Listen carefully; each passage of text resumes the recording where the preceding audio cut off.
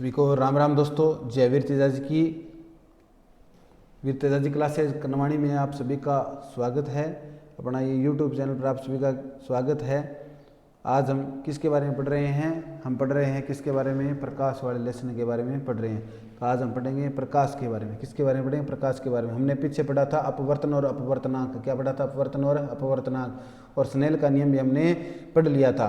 तो आज हमें पहले क्या करेंगे, कुछ जो पदार्थ है उनका अपवर्तनांक हमें देखेंगे। विसंगन माध्यम अपवर्तन क्या होता है? कोई प्रकाशीय किरण किसी एक माध्यम से दूसरे माध्यम में जाती है तो माध्यम में जाने से वो अपने मार्ग से क्या हो जाएगी दोस्तों? विचलित हो जाएगी, यानी अपने पथ से क्या हो जाएगी? विचलित हो जाएगी। या तो वह विलंब की ओर चली जाएगी या विलंब से दूर चली जाएगी। इसे क्या बोलते हैं? अपवर्तन। क्या बोलते हैं? अपवर्तन। जब प्रकाश की किरण विरल माध्यम से संगन माध्यम में आती है तो वो विलंब की ओर हो जाती है, मुड़ जाती है, और जब संगन से विरल में जाएगी तो विलंब से दूर चली जाएगी। इस जो प्रकाश का अपवर्तन होता है, इस घटना के अंदर दोस्तों कोण आई का मान कोण आर के बराबर नहीं होता। तो कोण आई का मान कोण आर के बराबर नहीं होता। फिर हमने अपवर्तन के नियम पढ़े थे कि प्रकाश की जो आपतित किरण, अपवर्तित किरण और अभिलंब तीनों क्या होंगे? एक ही तल में होंगे। फिर हमने स्नेल का नियम पढ़ा था, उसने कहा था आपतन कोण की ज्या और अपवर्तन कोण की ज्या। आपतन कोण की ज्या और अपवर्तन कोण की ज्या का जो अनुपात है वो क्या होता है? एक स्थिरांक होता है। क्या होता है? स्थिरांक होता है, जिसे हम क्या बोलेंगे आगे? अपवर्तनांक बोलेंगे। अपवर्तनांक क्या है? कोई माध्यम है, माध्यम के लिए निश्चित जो अंक होता है उसे क्या बोलते हैं? अपवर्तनांक बोलते हैं। जैसे जल के लिए कोई अंक होगा, निश्चित मान होगा, कांच के लिए कोई निश्चित मान होगा, जिसके आधार पर अपने को पता चलेगा भी किसका अपवर्तनांक अधिक है, किसका अपवर्तनांक कम है, यानी किस में पदार्थ की कण अधिक नजदीक नजदीक है, तो किस में जो प्रकाश है उसकी किरण का अधिक विचलन होगा। तो इसका हमें पता चलेगा किसके आधार पर? अपवर्तनांक का। तो हम कुछ पदार्थों के अपवर्तनांक लिख लेते हैं जो मोस्ट इंपॉर्टेंट है। कई बार 1 या 2 नंबर का प्रश्न अपने दे देते हैं या न्यूमेरिकल दे देते हैं, तो उसमें अपवर्तनांक का योगदान होता है। या फिर 1 नंबर का प्रश्न पूछ लेते हैं कि बताइए हीरे का अपवर्तनांक कितना है। तो देखिएगा, हम लिखेंगे अपवर्तनांक।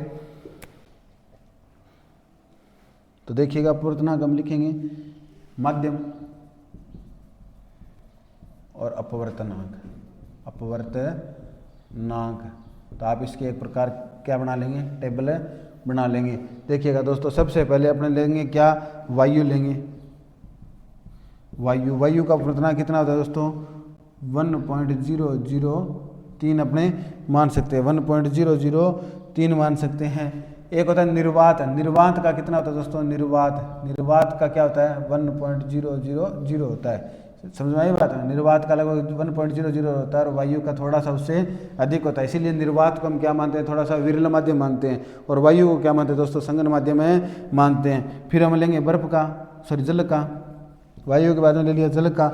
जल का कितना होता है दोस्तों? 1.31। जल का जो अपवर्तनांक होता है उसका मान कितना? 1.31। इसीलिए वायु की अपेक्षा जल क्या है? संगन माध्यम। क्या है? संगन माध्यम है। वायु क्या है? वायु विरल माध्यम है। जल क्या है? अभी जल क्या है? संगन माध्यम है, क्योंकि जल का मान है वायु से क्या है? अधिक है। फिर इसके बाद में 3 नंबर पे हम किसका लेंगे? बर्फ का।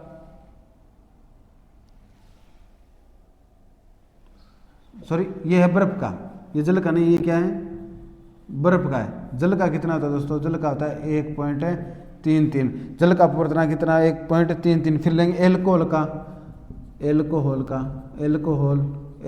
क्या होता है? थोड़ा सा जल की तुलना में क्या होता है? ज़्यादा होता है। कितना होता है? 1.36। फिर हम लेंगे केरोसिन का। कच्चा जो तेल होता है ना, केरोसिन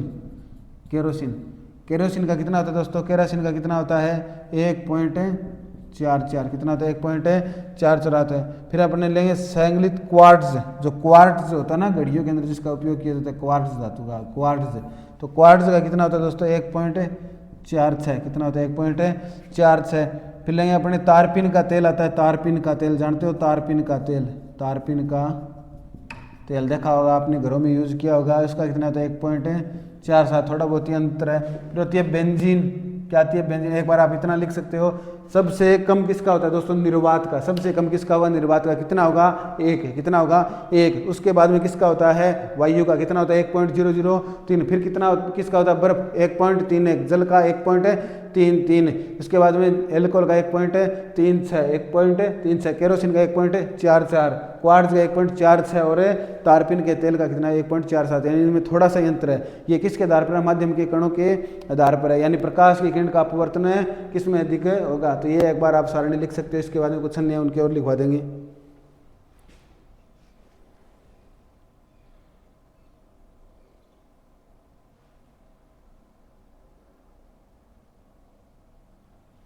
देखिएगा। अब नेक्स्ट अपने बेंजीन का सूत्र जानते होगा दोस्तों।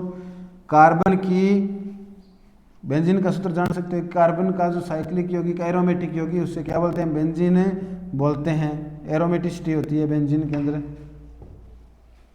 तो देखिएगा फिर अब बेंजीन का सूत्र बताइएगा आप मेरे को। बेंजीन का अपवर्तनांक कितना होता है, 1.50 होता है। बेंजीन का आप सूत्र बताइएगा इतने को मेरे को। फिर कांच का कितना होता है दोस्तों, जिसे क्या बोलते हैं, क्राउन कांच बोलते हैं। क्राउन कांच का कितना होता है, 1.52। उसके बाद में आता है दोस्तों कनाडा बाल्सम।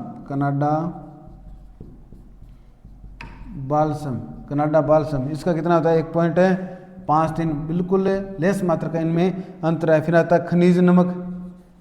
जो खनिज नमक हमें प्राप्त होता है, खनिज नमक इसका कितना होता है, 1.54। फिर है कार्बनिक सल्फाइड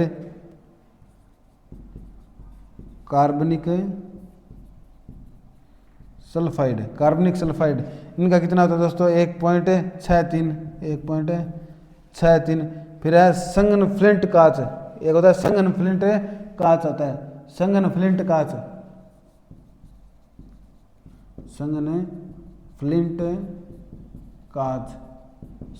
कांच का कितना दोस्तों, 1.65। फिर आता है रूबी, जिसे माणिक्य बोलते हैं। रूबी या माणिक्य बोलते हैं, माणिक्य। इसका कितना होता है दोस्तों, 1.71। फिर होता है नीलम का कितना होगा दोस्तों, 1.77। फिर आता है हीरा। सबसे ज़्यादा किसका होगा दोस्तों, हीरे का, क्योंकि सबसे कठोर धातु कौन सी, हीरा। कितना होता है, 2.42। ये हो गया अपना अपवर्तनांक। ये क्या हो गया, अपवर्तनांक आपको पता होना चाहिए। बेंजीन का कितना होगा, 1.50। बेंजीन के बाद में होता है क्राउन कांच। क्या होता है, क्राउन कांच कितना, 1.52। Canada balsam 1.53। खनिज नमक का 1.54। कार्बनिक सल्फाइड का 1.63। संगन फ्लिट कांच का कितना होता है, 1.65। रूबी या माणिक्य में किसका होता है, 1.71। नीलम का 1.77 और हीरे का 2.42। सबसे ज़्यादा किसका होता है, हीरे का। कितना, 2.42। सबसे कम किसका होता है, निर्वात का। कितना होता है, 1। कितना होता है, 1। उसके बाद में वायु का। सामान्यतः माध्यम किसको लेते हैं दोस्तों, वायु को लेते हैं। सामान्यतः विरल माध्यम में किसको लिया जाता है, किसके सापेक्ष अपने माध्यम का अपवर्तनांक ज्ञात करते हैं, वायु के सापेक्ष ज्ञात करते हैं। तो वायु का कितना होता है, दोस्तों, वायु का कितना होता है, 1.003। उसके बाद में फिर बर्फ 1.31 और जल 1.33, एल्कोहल 1.36। इस प्रकार आपको याद रखना। आपको पूछ लेंगे, या तो ऐसे पूछेंगे निम्न में से किसका अपवर्तनांक अधिक है, किसका अपवर्तनांक कम है। इस प्रकार प्रश्न पूछ सकते हैं, या तो ऐसे पूछेंगे या फिर आपको न्यूमेरिकल देंगे, उसमें अपवर्तनांक का मान दे देंगे। तो ये हो गया दोस्तों अपने अपवर्तन और अपवर्तनांक। अब अपने अपवर्तन के कुछ उदाहरण हैं पढ़ेंगे। तो अपवर्तन के उदाहरण क्या है वो अपने पढ़ेंगे। देखिए दोस्तों, अब नेक्स्ट पढ़ेंगे अपवर्तन के कुछ उदाहरण हैं।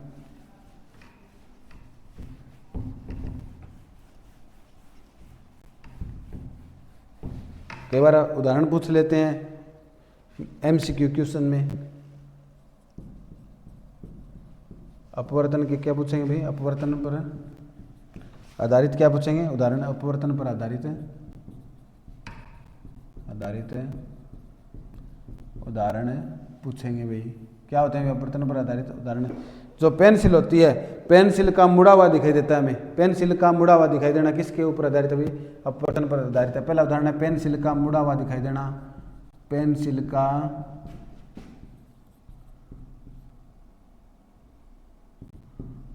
मुड़ा हुआ दिखाई देना, पहला उदाहरण है पेंसिल का मुड़ा हुआ दिखाई देना। 2 नंबर उदाहरण कौन सा है दोस्तों, 2 नंबर पानी में जो नींबू और बाल्टी, पानी में जो नींबू होगा वो हमें फुला हुआ दिखाई देगा, और बाल्टी होगा, बाल्टी में हम सिक्के को डाल देंगे तो सिक्का भी हमें क्या दिखाई देगा, ऊपर उठा हुआ दिखाई देगा। देखिए पानी में नींबू का बड़ा दिखाई देना, पानी में नींबू का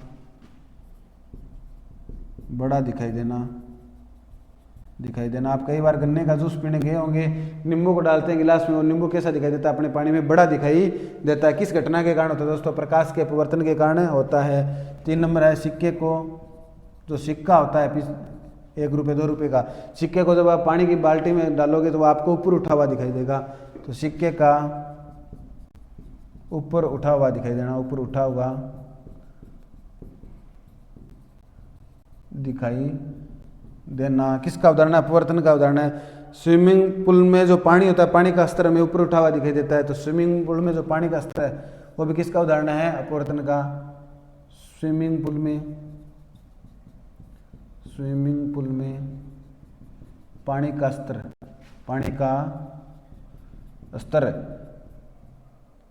किसका उदाहरण है दोस्तों? अपवर्तन का उदाहरण है। फिर है तारों का टिमटिमाना।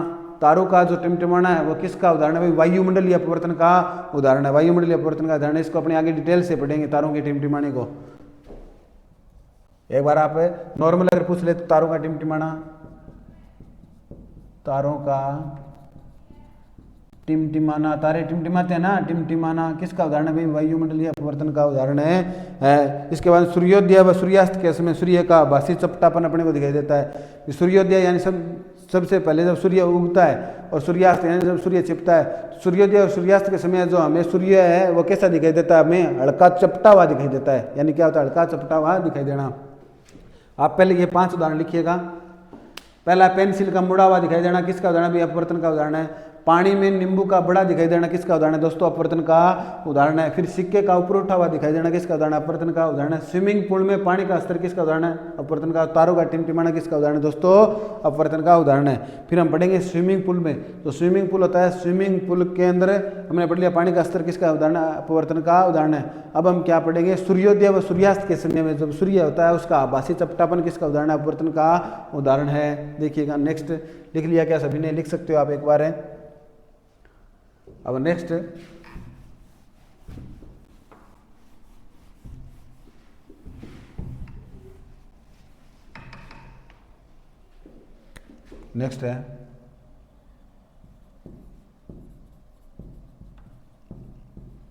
सूर्योदय और सूर्यास्त के समय सूर्य का आभासी चपटापन ये किसका उदाहरण है दोस्तों? अपवर्तन का उदाहरण है। दूसरा, जो चाय की थड़ी होती है, चाय की थड़ी में धुआं है, धुआं जो वाष्प होता है, जैसे बिल्डिंग है, जैसे चाय की थड़ी होती है, चाय की थड़ी से जैसे धुआं निकलता है तो हम जैसे धुएं के अंदर से देखते हैं तो हमें ऐसे लगता है सामने वाली बिल्डिंग है वो हिल रही है। जैसे जैसे धुआं इस तरफ से चलेगा तो हमें लगेगा सामने वाली जो बिल्डिंग है वो भी क्या हो रही है? हिल रही है। तो चाय की थड़ी में जब जो धुआं निकलता है, धुएं से हमें बिल्डिंग हिलती हुई दिखाई देती है। किसका उदाहरण है दोस्तों? अपवर्तन का उदाहरण है। ये भी अपने लिख लेते हैं। चाय की थड़ी पर धुआं के द्वारा बिल्डिंग का हिलते हुए दिखाई देना, क्योंकि धुआं क्या है दोस्तों?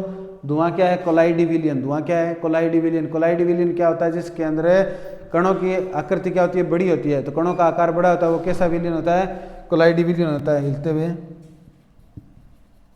दिखाई देना किसका उदाहरण है? अपवर्तन का उदाहरण है। तो ये अपने हो गए अपवर्तन से संबंधित कुछ महत्वपूर्ण उदाहरण। ये आपको डायरेक्ट पूछ सकते हैं।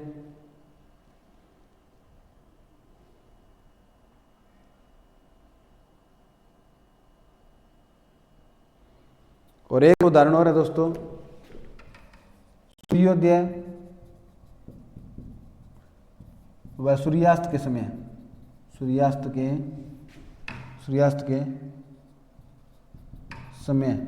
सूर्योदय व सूर्यास्त के समय सूर्य का क्षैतिज रेखा से, भूमध्य रेखा से, क्षैतिज रेखा से ऊपर उठा हुआ दिखाई देना, ऊपर उठा हुआ दिखाई देना। ये आप लिख सकते हो, फिर इसको थोड़ा सा अपने और समझेंगे।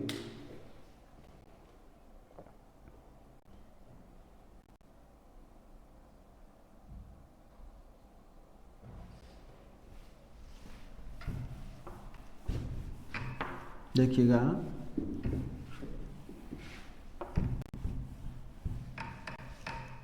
देखिएगा सूर्योदय व सूर्यास्त के समय जो सूर्य होता है वो क्षितिज से क्या होता है, आधा डिग्री ऊपर उठा हुआ दिखाई देता है, आधा डिग्री ऊपर उठा हुआ दिखाई देता है। समझ में आई क्या बात है? तो आधा डिग्री ऊपर उठा हुआ दिखाई देता है। ये आधा डिग्री सूर्योदय और सूर्यास्त दोनों टाइम में ये अंतर होता है, आधा डिग्री इधर और आधा डिग्री इधर। और आपको पता है दोस्तों, आपने अक्षांश और देशांतर पढ़े होंगे। क्या पढ़ेंगे? अक्षांश और देशांतर पढ़े होंगे। अक्षांश जो क्या होते हैं, वो आड़ी रेखाएं होती है, जो क्या बताती है, हमें एक स्थान से दूसरे स्थान के बीच की दूरी बताती है। क्या बताती है? एक स्थान से दूसरे स्थान के बीच की दूरी। और जो देशांतर होते हैं वो लंबवत रेखाएं होती है, जो क्या बताती है, एक स्थान से दूसरे स्थान के बीच का समय बताते हैं, यानी हमें समय के बारे में बताते हैं। तो एक देशांतर को जब हम पार करेंगे तो हमें कितना मिनट लगेगा? कितना मिनट लगेगा भाई? 4 मिनट का समय लगता है। सूर्य का प्रकाश जब 1 डिग्री देशांतर से दूसरे डिग्री देशांतर पर जाएगा, यानी 1 डिग्री देशांतर को पार करेगा, तो उसको कितना समय लगेगा दोस्तों? 4 मिनट का समय लगेगा। तो यहाँ पे कितना अंतर आ रहा है? आधे डिग्री देशांतर का अंतर आ रहा है, आधे डिग्री देशांतर का अंतर आ रहा है। तो सूर्यास्त और सूर्योदय दोनों समय जो हमें आभासी जो सूर्य दिखता है वो कितना अंतर आता है? उसका 4 मिनट का अंतर आता है। तो आधा डिग्री सूर्योदय के समय और आधा डिग्री सूर्यास्त के समय, तो कितना अंतर आएगा? कुल 1 डिग्री हो गया ना, 4 मिनट का अंतर आएगा। आपको पूछ ले सूर्योदय के समय कितना अंतर आता है? सिर्फ 2 मिनट का। सूर्यास्त के समय 2 मिनट का। टोटल पूछ ले तो कितना आएगा दोस्तों? 4 मिनट का अंतर आएगा। यानी एक्चुअल में जो सूर्योदय सूर्यास्त होगा और जो हमें दिखेगा उसके अंदर कितने मिनट का अंतर होता है? 4 मिनट का अंतर होता है। समझ में आई क्या बात? या तो पूछ ले आपको डायरेक्ट सीधा पूछ ले सूर्योदय, तो सूर्योदय पूछ ले तो 2 मिनट का, सूर्यास्त पूछ ले 2 मिनट का, दोनों को पूछ ले कंबाइन रूप से। सूर्योदय सूर्यास्त के अंदर अपने को आभासी कितना दिखाई देता है सूर्य, तो कितना होगा दोस्तों? 4 मिनट का अंतर अपने को दिखाई देगा। तो ये यहाँ पे एक इम्पोर्टेंट है, तो देखिएगा।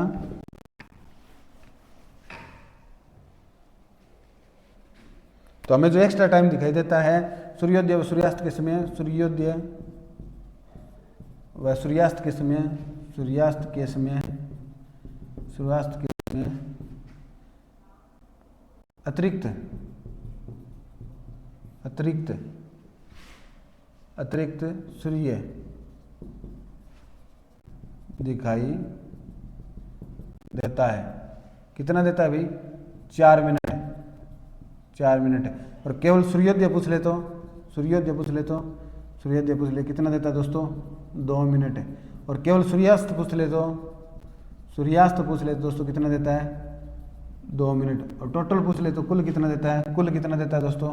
कुल कितना देता है? कुल 4 मिनट दिखाई देता है। समझ में आई क्या बात? क्योंकि आधा डिग्री क्या होता है? आधा डिग्री अधिक हमें झुका हुआ दिखाई देता है। ये अपना हो गया दोस्तों अपवर्तन से संबंधित पूरा का पूरा अध्ययन। अब हम क्या पढ़ेंगे? गोलीय लेंस। क्या पढ़ेंगे? गोलीय लेंस। तो गोलीय लेंस, दर्पण हमने पढ़ लिया, अपवर्तन पढ़ लिया, अब लेंसों के द्वारा अपवर्तन हम पढ़ेंगे। तो अपने नेक्स्ट जो हेडिंग रहेगी वो क्या रहेगी? गोलीय लेंसों के द्वारा अपवर्तन। क्या पढ़ेंगे? गोलीय लेंसों के द्वारा अपवर्तन। दर्पण तो हमने पढ़ लिए, गोलीय लेंसों के द्वारा अपवर्तन ये अपना लास्ट टॉपिक है इस लेसन का। इसके बाद में अपने लेंस क्षमता पढ़ेंगे। तो गोलीय लेंसों के द्वारा हम अपवर्तन की घटना को पढ़ेंगे भाई। गोलीय लेंसों के द्वारा अपवर्तन पढ़ेंगे। क्या होता है गोलीय लेंसों के द्वारा अपवर्तन? लेंस क्या होता है भाई?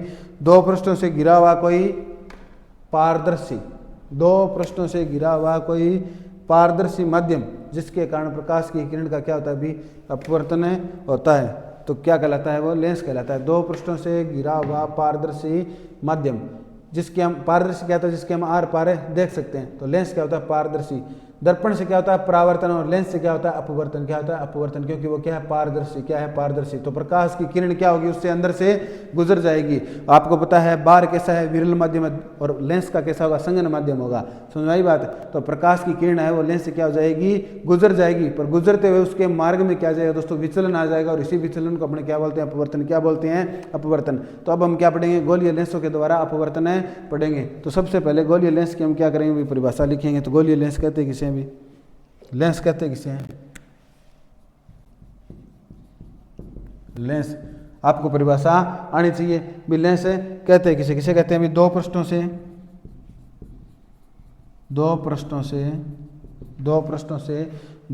से घिरा हुआ कोई पारदर्शी माध्यम,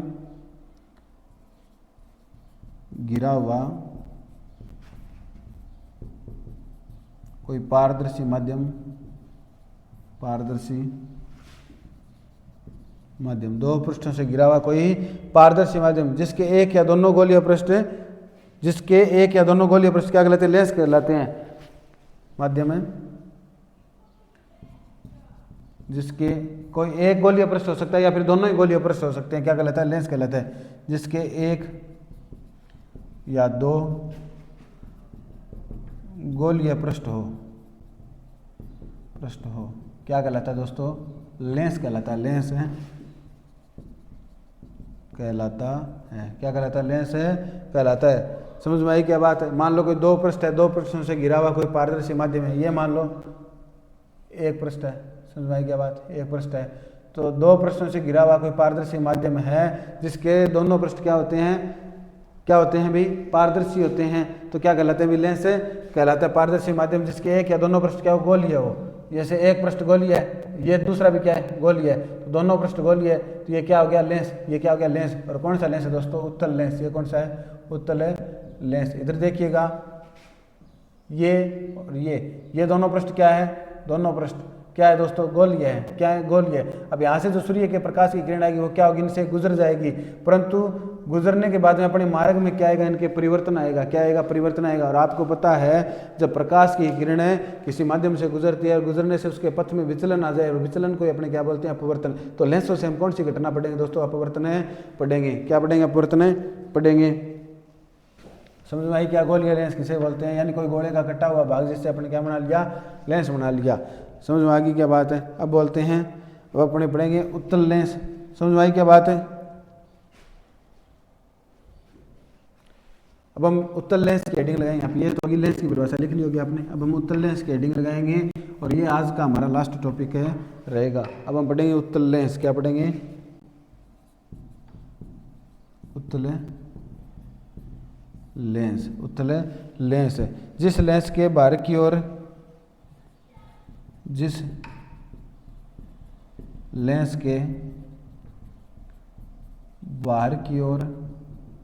बाहर की ओर उभरे हुए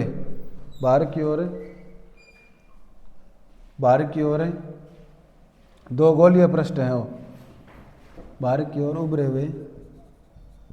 हुए दो पारदर्शी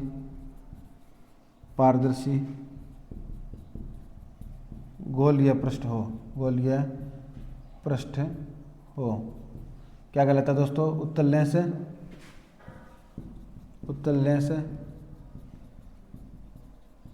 कहलाता है। इसको द्वि उत्तल लेंस भी बोल सकते हैं। और आपको पता है उत्तल लेंस किसकी भांति व्यवहार करता है? उत्तल दर्पण की भांति व्यवहार करता है। जो अवतल दर्पण में गुण होते हैं वही गुण किस में होंगे भी? उत्तल लेंस के अंदर होंगे। समझ में आई क्या बात है? तो ये इस प्रकार का होगा आपका उत्तल लेंस।